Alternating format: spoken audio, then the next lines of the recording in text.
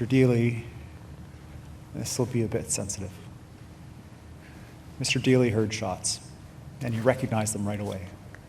And he called his wife, who was the principal, and he said, "There's a shooter in the school."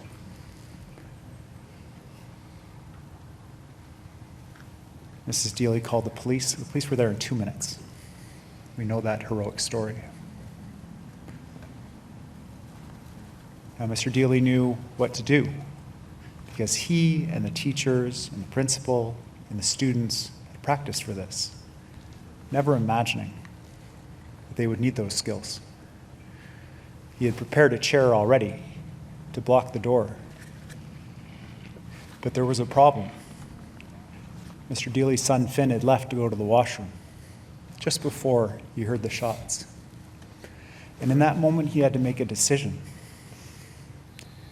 And he made the decision to lock and block the door with his son outside the classroom to keep the children safe in his science class, the children that he had promised parents he would do everything to protect.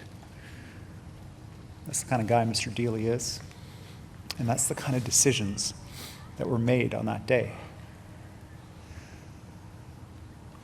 Finn was in the washroom, and he has his own horrible story to tell. While the students were waiting in the classroom with Mr. Deely, there were 2 smaller kids who had been pulled into the big kids' classroom. And the big kids worked with those children to keep things light. This is terrifying for a little kid. It's terrifying for me. For the young adults who were in that classroom, they spent their time making sure that those small children felt safe, offered snacks, made jokes, kept it light. They put aside their own fear to ensure those kids were looked after. Now, Finn and his dad, they made the unimaginable decision of leaving where they were to see if they could provide assistance. Finn to get out of the washroom, to get back to the classroom.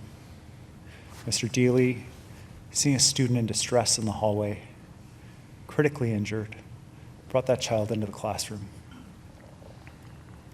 Mr. Deely and 2 students administered first aid to that child, provided that child with comfort and support, all the while the bigger kids in the classroom supporting the smaller kids.